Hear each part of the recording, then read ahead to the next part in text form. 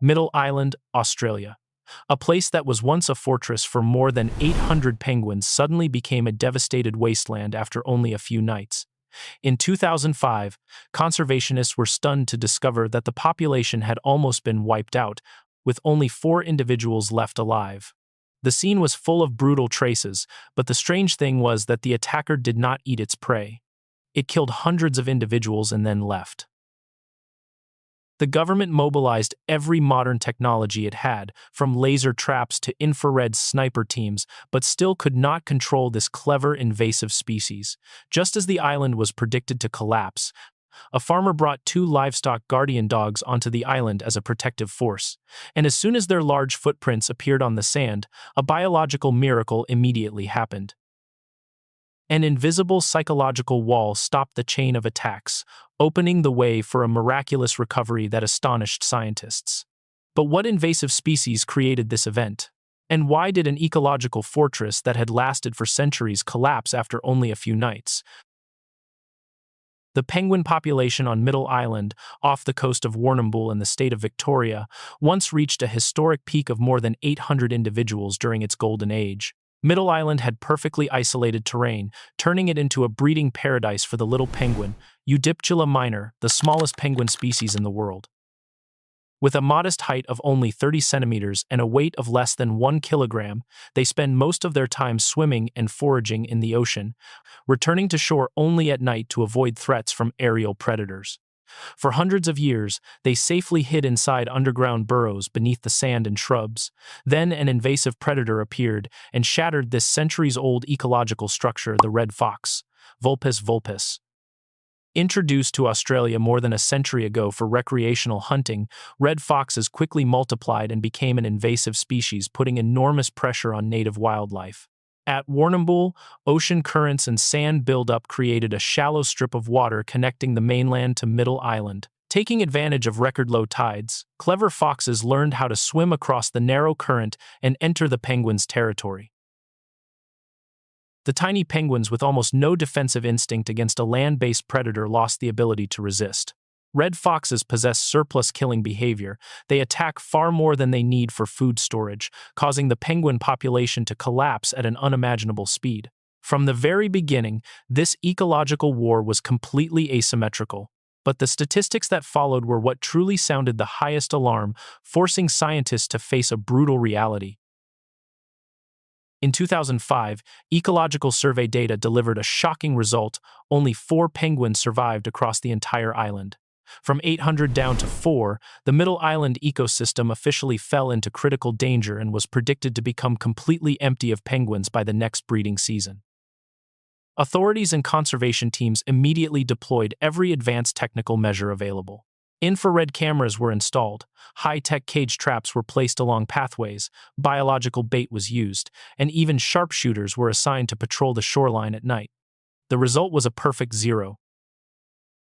Red foxes are among the species with the highest survival intelligence. They are too alert to be trapped and easily avoid human lights. More importantly, the number of foxes on the mainland is endless. Every time one is caught, a new group can swim to the island to replace it. Modern science had lost to survival instinct and nature's terrifying adaptability. When advanced technology and millions of dollars are powerless against nature, if you were pushed into this difficult situation, would you give up or gamble on an extreme ecological measure? Leave your opinion in the comments, because the solution that appears next will definitely break your normal logic. At the moment when the worst ending for the Middle Island penguin population was about to be written, a crazy idea emerged from a poultry farm. At the height of the ecological crisis, Alan Marsh, a local farmer, submitted an unprecedented proposal. His poultry farm had once been a target of red foxes until he used Maremma sheepdogs. Alan proposed that the government allow this giant livestock guardian breed to be brought to Middle Island to establish an emergency biological security perimeter. At first, officials strongly opposed the idea. Biologically, releasing a 40-kilogram predator into the middle of a flock of 1-kilogram penguins was seen as an extreme risk. The city council and scientists feared that predatory instincts might awaken, or that the dogs' massive bodies might collapse the fragile nesting burrows under the sand, or that their barking might panic the penguins and cause them to abandon the island forever. This was considered a crude intervention that went against conservation principles. However, behavioral genetic analysis of the Maremma breed convinced the scientific council. Originating from the hills of Italy, Maremmas were artificially selected for thousands of years specifically for territorial defense. They possess the ability to recognize and bond with weaker animal species, combined with an extremely high level of vigilance. This force does not actively chase targets. It establishes a forbidden zone through warning signals. Facing the risk of losing the entire penguin population, the ecological strategy was approved. The rescue campaign entered its most tense phase. Although Maremmas carry protective instinct in their blood, they are not naturally born knowing how to protect penguins. Trainers, led by Phil Root, had to carry out a process of ecological imprinting. The dogs were isolated from humans and continuously exposed to the images, scents, and distinctive calls of penguins. The ultimate goal was to adjust the central nervous system of the Maremmas, forcing them to recognize this seabird colony as an object requiring absolute protection. The first Maremma individual, named Oddball, was sent to the island for a 4-week clinical trial cycle. On the first night Oddball operated independently on the island, the entire remote monitoring system was activated at maximum level. If Oddball harmed the ecosystem, the campaign would be permanently suspended. But a miracle happened. Oddball simply found the highest point on the island, lay down to guard, and sniffed the sea wind. The way these dogs restored ecological order was nothing like an action movie. It was much more subtle and precise. But how can one dog stop hundreds of predatory foxes without any physical confrontation at all? Contrary to the image of violent chases, Maremma dogs solve the problem through an ecological-psychological war. The dogs are rotated onto the island for patrols. They move along the beaches, rub their bodies against rocks, mark territory with scent, and bark into the night. This chain of behavior activates an advanced ecological concept known as the landscape of fear. For red foxes, their highly sensitive smell and hearing receptors detect these warning signals from across the channel. Red foxes belong to the group of mid-level carnivores known as mesopredators. Their brains are programmed to constantly assess risk versus survival benefit. A 6-kilogram fox never wants to confront a 40-kilogram beast with bone-crushing bite force. When they swim close to the island, they immediately recognize the scent of a larger, stronger, more aggressive apex predator controlling the area. Psychologically overwhelmed, the foxes are forced to turn back to the mainland without any physical confrontation. Analysis from GPS. Devices attached to the collars of Maremma dogs proves that they move according to deliberate patrol patterns. They create a precise biological security perimeter around the entire penguin breeding area. Any unusual sound vibration from the water hitting the shore is answered with high-intensity warning signals. Oddball, and later the next generations of dogs such as Yudi and Tula, built an invisible but absolutely solid defensive wall. Not a single bullet was fired, not a single wound fell, but the natural boundary was re-established. The disappearance of the enemy immediately triggered an astonishing explosion from nature, and the numbers collected afterward shocked the entire conservation science world. Data recorded from the project delivered results far beyond every prediction model.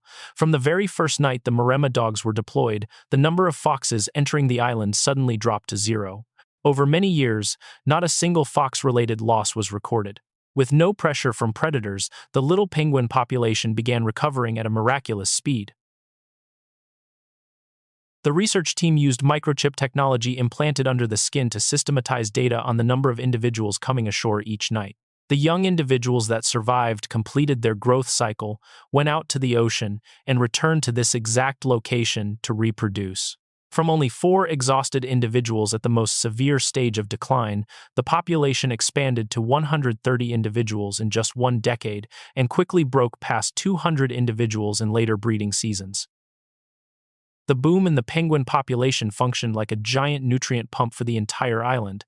The abundant guano provided extremely high levels of nitrogen and phosphorus, restructuring the soil's alkalinity and driving strong growth in coastal vegetation. The interwoven root network helped stabilize the sand structure, increasing resistance against erosion caused by sea storms and creating a perfect ecological loop. The resounding success of this strategy spread globally, later inspiring the famous film Oddball and proving that sometimes the solution to the most complex ecological problems comes from balance between animal species. However, this seemingly perfect model hides a fatal flaw. Although it is considered an outstanding conservation achievement, this biosecurity system still faces systemic risks that are very rarely disclosed. First, the scent barrier can completely lose effectiveness under extreme climate change. King tides or unusual tropical storm patterns can easily wash away all chemical traces left by Maremma dogs on the rocks. In a scenario where warning signals are erased and the protection force has not yet been redeployed in time, foxes will immediately detect this spatial loophole and restart the invasion cycle. Second, the island's recovery faces the risk of an artificial supply chain breakdown. The project depends completely on continuous funding to maintain the breeding, care, and training of successive generations of guardian dogs. If funding is interrupted, this biological shield will collapse immediately. And finally, this model faces sharp criticism from a bioethical perspective. Turning a domesticated pet into a force for restoring a wild ecosystem, is this a humane conservation model, or simply a form of exploiting animal labor to repair mistakes created by humans themselves? The Maremma dogs must constantly work in isolation under cold sea winds, separated from the familiar warmth of domestic environments to carry out a forced survival mission. They are not part of the island's natural food chain, but a biological tool pinned into the ecosystem. These harsh truths lead us to a painful conclusion about the limits of human power over nature.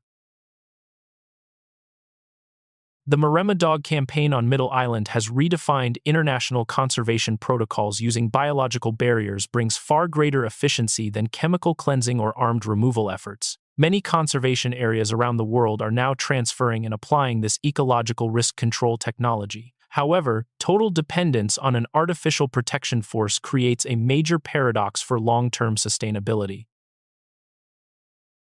As dogs like Yudi and Tula grow old and retire, humans must continuously invest money and training time into new generations of Maremmas such as Mezzo, Islay, and Oberon. If the project loses funding, or during major storms when the dog's scent is completely washed off the rocks, foxes on the mainland will immediately recognize the power vacuum and return to the island. This analysis proves that the Middle Island ecosystem has not truly restored its original self-balancing state. It is only maintaining stability through continuous manipulation. A domesticated animal has stopped extinction, but at the same time, it has turned the entire area into a dependent biological environment. The island is no longer an independent ecosystem. It has become an intensively managed biological zone, where the survival of a seabird species is tied to funding and manpower. The Middle Island event leaves a deep lesson about the limits of conservation. Repairing broken ecosystems requires long-term responsibility, not just a temporary solution. The future of the planet will depend on how intelligently humans understand and use natural links before everything passes the point of no return. If this analysis of the hidden ecological war gave you a new perspective, press like, share this video, and subscribe to the channel so we can continue decoding the craziest ecosystem reversal events on the planet. Your support is the motivation for this channel to bring sharper scientific data.